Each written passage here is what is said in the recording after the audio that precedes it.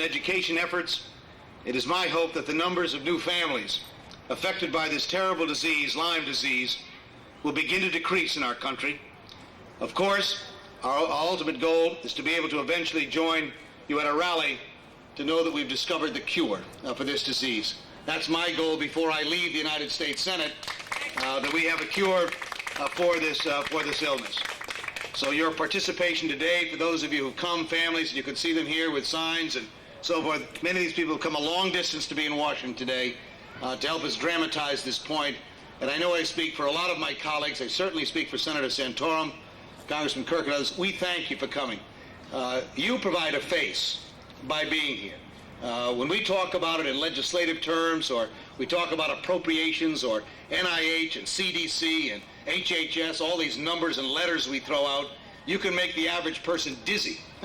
But when you come and you talk about it, and you talk about you and your families and what you've been through, that makes the point in very graphic terms. And so we know it's not easy to be here, but on behalf of an awful lot of people who can't be here, who suffer from this, or whose loved ones do, we immensely thank you and the Foundation for your work. It makes a great deal of difference. So that's what this bill will do. We urge our colleagues to be supportive of it. It's very important that we get a good, strong, bipartisan backing of this bill. We have it, and Rick Santorum and myself, a Democrat and a Republican. Doesn't make any difference to us who's in control of the Senate. We're going to pass this bill, one way or the other. And we're going to have everyone's support on it before we're done. So with that, let me turn the microphone over to my colleague from Illinois. Want to share a few words up here, Congressman? Well, good. I'm Mark Kirk, new freshman member of Congress, 120 days old. But following Congressman John Porter, Republican from Illinois, who led on this issue for us, I think that for my service, I would like to specialize in the coordination of the NIH, the CDC, and HHS to attack this disease. My special focus will be on a reliable test and making sure that we get that done. Yep. As a new member of the Armed Services Committee, I think we can particularly help in the Army's role in this research against this disease. This is a cause that enjoys the support of Democrats and Republicans and bicameral in the Senate and in the House. And I want to lend my voice and my support and join with Senator Dodd and Senator Santorum in this effort. Thank you.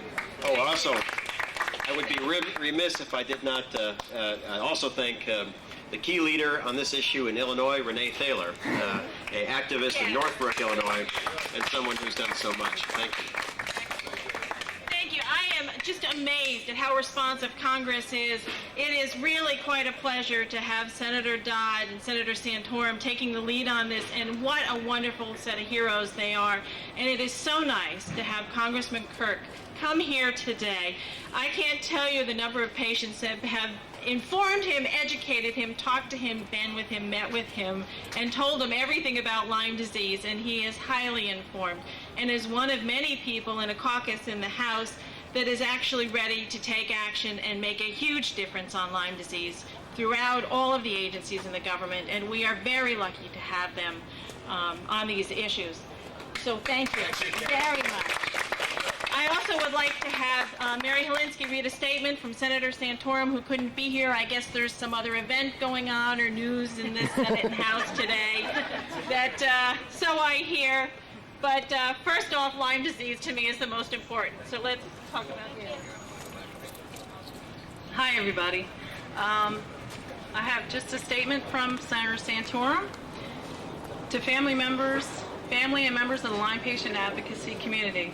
I regret that I am unable to be here in person today to address this year's Lyme rally, but I would like to take the opportunity to have one of my constituents, Mrs. Mary Helinski, that's me, of Lansdale, Pennsylvania, speak on my behalf.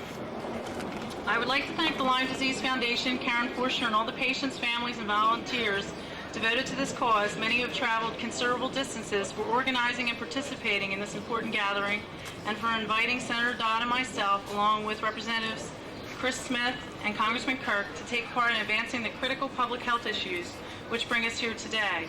With thousands of Americans contracting Lyme disease each year, it is critical that we work aggressively to wage a comprehensive fight against this devastating tick-borne illness, which costs our country dearly in the way of medical expenditures and human suffering. The current lack of physician knowledge about Lyme and inadequacies of existing detection methods are particularly problematic and only serve to compound this growing public health hazard.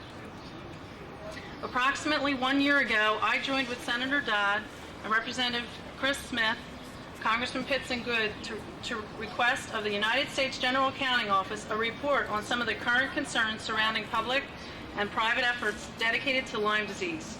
We asked about the past and present funding trends within the NIH and the CDC and to what projects these resources are being devoted, and we asked about possible conflicts of interest within government agencies related to decisions about the diagnosis, treatment, and prevention of Lyme disease. Although we have not yet received the official report of the GAO, we have received some preliminary findings that Senator Dodd and I believe merited the development of this new legislation that we plan to introduce, the Lyme and Infectious Disease Information and Fairness in Testing, or LIFT Act, to build up the solid foundation laid by the Lyme Disease Initiative of 1999. The GAO's preliminary findings suggest that the CDC and NIH have lost sight of what ultimately matters to the people living with the disease: accurate diagnostic tools, access to effective treatment, and ultimately a cure. The patient community is not well served if these areas are not given proper priority at the CDC and NIH. Between 1991 and 1999, the annual number of reported cases of Lyme disease increased by 72%. Even as this dramatic increase took place, according to the GAO, funding for Lyme disease at the CDC has increased by only 7% over the past 10 years, while for all other infectious diseases, the increase was 318% in the same time frame. We applaud the NIH for its work, and we are pleased to see that Congress's efforts to double NIH funding have directly benefited Lyme research. But poor coordination and the lack of proper funding at the CDC has left too many questions unanswered. We share the frustration of the patient community. Why hasn't all this research translated into better treatment? We similarly believe that the CDC's lack of proper funding and attention to tick-borne diseases has stalled progress in the development of more accurate diagnostic tests for Lyme disease. The LIFT Act will seek to ensure the proper collaboration in taking place on the federal level, the proper collaboration between the federal government and the people it serves. Our bill will also address the funding imbalances for Lyme disease activities at the CDC. With this new legislation, we are calling for the formation of a DHHS advisory committee that will bring federal agencies such as the CDC and NIH to the table with patient organizations, clinicians, and members of the scientific community. This committee will report its recommendations to the Secretary of the HHS. It will ensure that all scientific viewpoints are given consideration now at the NIH and CDC and will give a voice to the patient community, which is oftentimes left out of the dialogue. The LIFT Act will also provide an additional $14 million over the next 2 years to the CDC to ensure that the centers work with researchers around the country to develop better diagnostic tests and increase its efforts to educate the public about Lyme disease. We also call upon the NIH to place an emphasis on funding the neurologic and vascular aspects of Lyme disease and to recruit a larger pool of researchers. In addition, this legislation authorizes an additional $7 million to fund the extraordinary research and eradication efforts already underway at the United States Army Center for Health Promotion and Preventive Medicine located at Aberdeen Proving Ground in Maryland. As we work to push this legislation through Congress, one of our immediate concerns is for the vaccine victims, those who chose to be vaccinated now and find themselves living with chronic pain and severe arthritis. We are deeply concerned about these reports. Therefore, we hope to have the FDA and the CDC provide a full analysis of all the adverse events reports now being reviewed by the agencies and expect that any and all concerns with the adult vaccine are fully investigated. I am grateful for the tremendous efforts of the Lyme patient and advocacy community to raise awareness and mobilize support for this issue. I look forward to working with them and my colleagues in Congress to synthesize the best aspects of last year's bill and the new LIFT Act and to enact into law strong legislation to help correct all the mistakes of the past and to give greater hope for the future by ensuring patients that the federal government is doing everything in its power to provide better treatments and ultimately a cure. Thank you. To give a little background first, we know that arthritis And the neurologic complications with Lyme disease are the leading causes of morbidity associated with Lyme disease. And about 80% of people really get this disease. To prevent those complications, most of us supported the development of a vaccine, and we thought we were on the right course in doing so. But it's becoming quite obvious that the vaccine is sort of a failure in terms of what it was started out to be to prevent the disease. We now have what we call a vaccine-induced disease, and that should not be tolerated.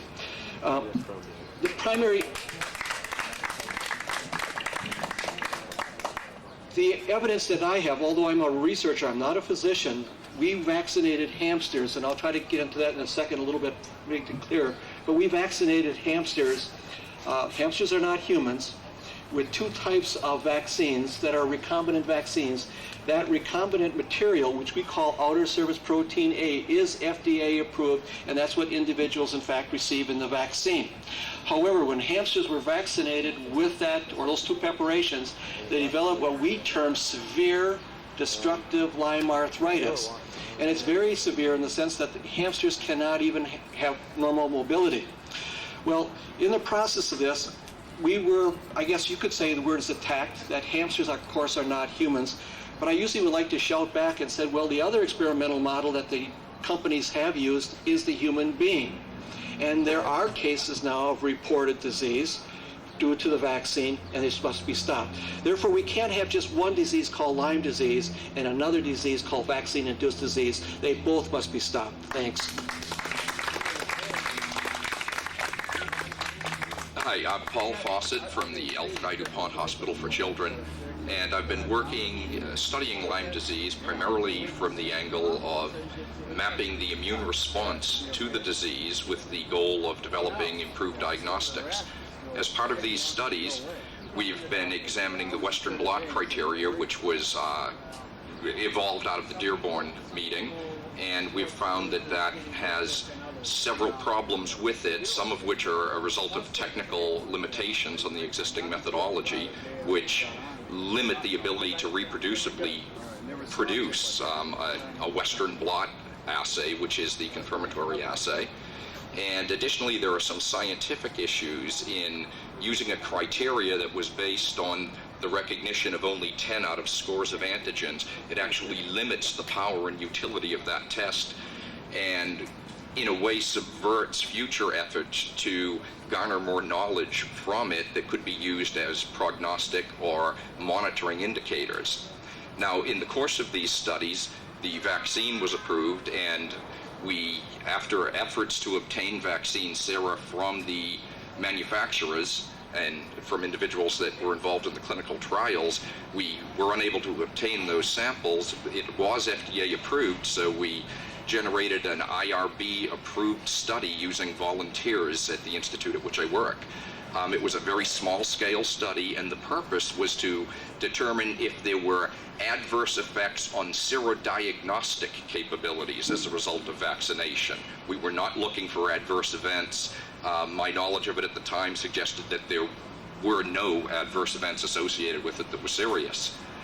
In the course of that study, we found that the confirmatory test, called the Western blot, is adversely affected by the vaccine to the extent that on given time points, you really cannot use the commercially available Western blot products to accurately diagnose someone that may have become infected with the organism after receiving the vaccine. So that was a significant problem. We're looking at ways to improve that situation diagnostically. And one of the other things that occurred during the course of our small study, it was 20 some odd individuals that volunteered to receive the vaccine, is we did have two severe category adverse events that were associated with administration of the second dose of the vaccine. And both of those adverse events had an arthralgia in the hands of the individuals that were involved, and they were adult volunteers that were hospital employees, one a physician and another a therapist.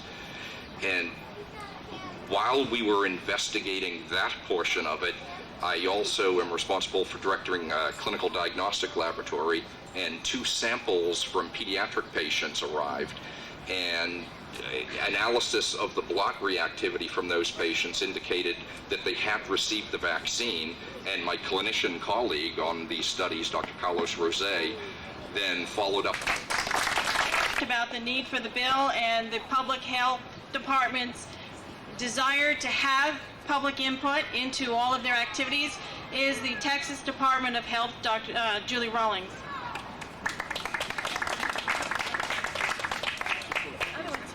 Yeah. Okay. Hi, it's very good to be here today. As Karen said, I am in public health and I've been interested in Lyme disease for a long time, and you don't know how happy it makes me feel or how happy it makes me to hear about the LIFT Act. It does a lot of things for us. First of all, it allows our customers, the public, to be a part of public health, but it also addresses a lot of concerns reactions to the vaccine. If the health departments are not aware of these reactions and continue to recommend the vaccine, then we have a serious problem. So again, the LIFT Act makes us very happy because I think it will help with the very core of public health, that is to allow us to do surveillance, to know what's going on, and to prevent further cases from occurring. It also allows the public to have input, and again, the public are our customers. Thanks.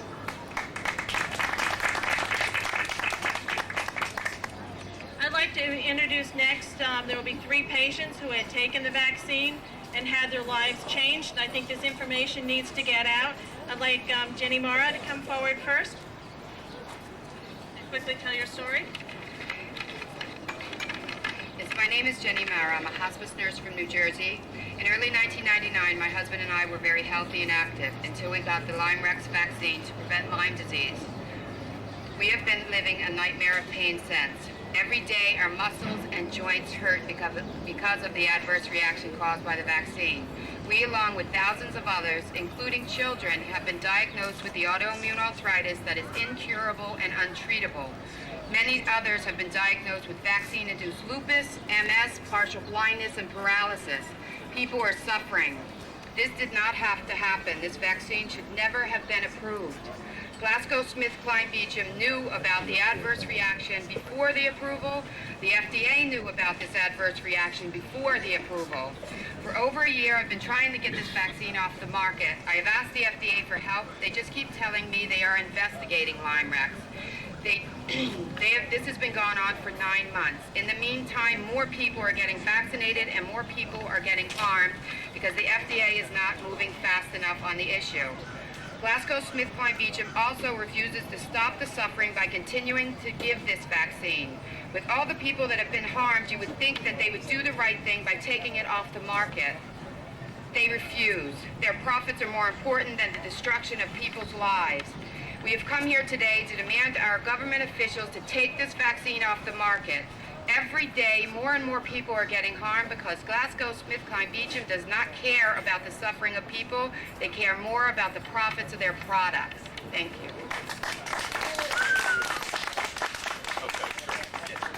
I'm Joe Smigiel. I'm from Bucks County, Pennsylvania, and I was asked to give my comments regarding my experience with this vaccine. I originally had the placebo, had no problems then. After I had the vaccine, following my second injection, I started having neurological problems, and my real concerns is that whenever I tried to contact the study doctor's office, they had no other people who called them, and therefore I didn't have a problem. And whenever I did try to call them with what I considered severe problems, they just completely denied every time. I had been to over 22 doctors in my life. My wife and I have exhausted our savings, and I've been out of work for over 3 years because of this. And I finally did find a doctor who could diagnose Lyme, and he did find positive results, and I have a positive Western blot. I never did get to see the study doctor, even contacting SmithKline and Beecham. They told me that they couldn't help me out, and it took a lot of phone calls until I could get in contact with the study doctor, and they'd always told me that they weren't allowed to talk to me. So we just had a serious consequence for our family, and it wasn't until just recently I learned other people had the same problem. I was never aware of that, and I just hope somehow we can find a cure for what the vaccine has caused. Thank you. Thank you, Joe. Thank you. I'd like to invite the pastor to come talk quickly. Hello, my name is Pastor Zelma Johnson from New Jersey, and I am not a hamster. I am a real human being with a real face and with hands that are permanently disabled because July 1st, 1999, in good faith, trying to protect myself, I took a vaccine that I thought would do that. But within 3 days, my entire body swelled up with arthritis that has not left to this day. I've been to doctor after doctor, to rheumatologists, experts in infectious disease. I've taken medication. Right now I'm on 5 different medications, and still I have not been cured. These vaccines are dangerous. I tried to talk to the pharmaceutical company, SmithKline. I called them personally 2 times. And when I tried to communicate with them, the adverse reaction I had that my doctor concurred there was an adverse reaction, they told me, go get a lawyer. We don't want to talk to you. It's time. It's time now to make a change, to bring the answers. I'm one of thousands upon thousands, and it has to stop. Thank you.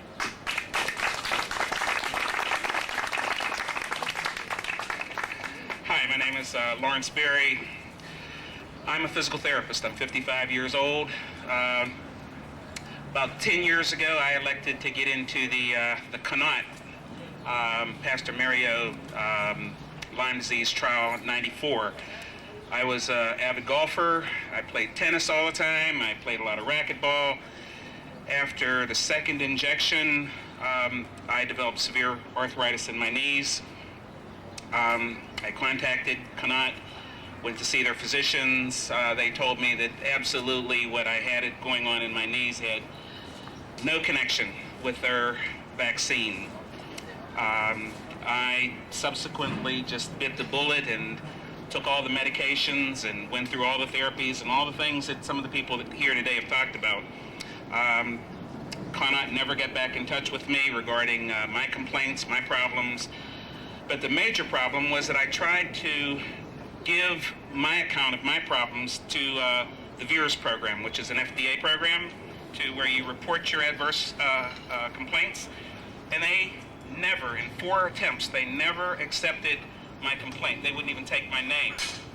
And I really was very upset about that, and I'm still upset about how the government protects these pharmaceutical companies during the trial phase. Should not be. We have essentially given to the pharmaceutical companies the keys to the hen house if they're the ones that make the decisions in terms of what is an adverse effect and what is not. Okay? So something has to be done about that. And I think the FDA needs to hear from people here today, not only from the SmithKline Beecham people, but also from the people that have had problems with the CONAUT drugs. Thank you. I'm always amazed at the change in the lives of people who have taken the vaccine. Over the last year, a large number, have contacted us. And so now we're not only dealing with Lyme disease and other tick-borne disorders, but the side effects of the drugs that are out there to prevent them. I'd like to express my appreciation and admiration for Senator Dodd and Santorum for their vision, commitment, and compassion for Lyme disease patients. The bill that they have introduced today will go a long way to put Lyme disease and other tick-borne disorders back on a course to find answers that patients and their families desperately need. I have watched for 13 years why HHS agencies have increasingly ignored both scientists and public input into progress in their policies. These agencies are increasingly out of touch with the public that they have been hired to serve. The federal employees' responsibility for these diseases means that they are rarely ever leaving their ivory tower. They never get out of their places of employment to go see the patients that they are setting policies for. It's time NIH, CDC, and the FDA rolled up their sleeves, got out of their places, and went to the support groups, went to the meetings, and actually saw the patients across the country. They need to be on our ground with us and out of our plight and know what's gone on. They don't need paper reports to know people are having problems. They need to go out and investigate and see them themselves. I am proud to have these courageous members of Congress to help preserve our voice in the activities of the government. Thank God someone is there trying to get our voice back in, trying to put public back in public health.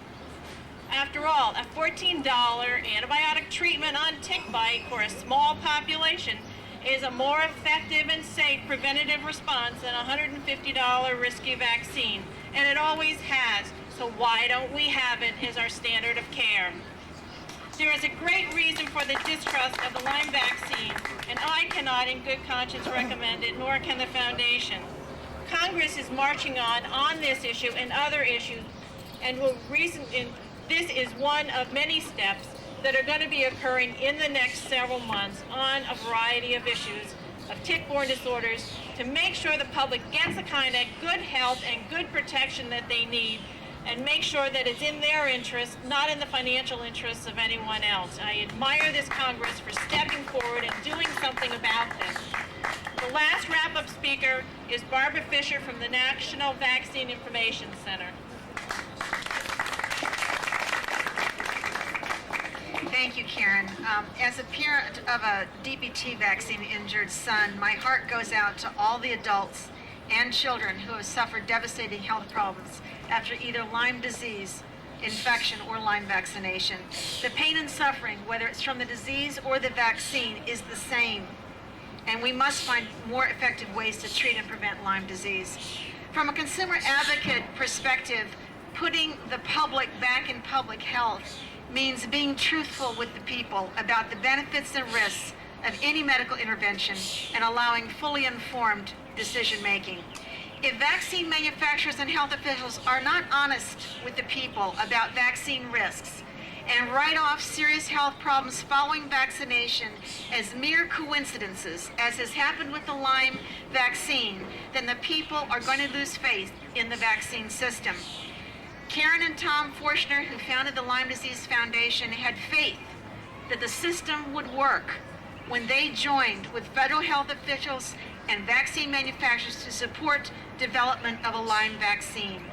And now they can't turn away from the terrible suffering that has resulted from inadequate disease treatment and use of a vaccine that is just too reactive. We need to do everything we can to ensure the highest standards are maintained for vaccine licensing and policymaking in order to truly protect the public health. The National Vaccine Information Center stands ready to work with the Lyme Disease Foundation, scientists, public health officials, and legislators to do what it takes to develop more effective treatments for Lyme disease and make sure that there is full public disclosure by the vaccine manufacturers and health officials of all risks as well as benefits of any vaccine on the market. Thank you. Thank you for coming today. I want you to know that there is an extraordinary amount of activity going on in Congress in the next several months on the issue of the Lyme disease, tick-borne illnesses, and vaccines. And there is an extraordinary amount of information going on with the media right now. That anybody here who wants to get their name on a list, we have a large number of people who are doing investigative reports and doing a number of activities to get out new information into the media. Let us know. Keep in touch with the Lyme Disease Foundation. You can come over and see Tom Forster, the executive director, or me with your name, and we will make sure that your name and your information gets out to the media. So this is only the first step of very many. So thank you very much for coming today.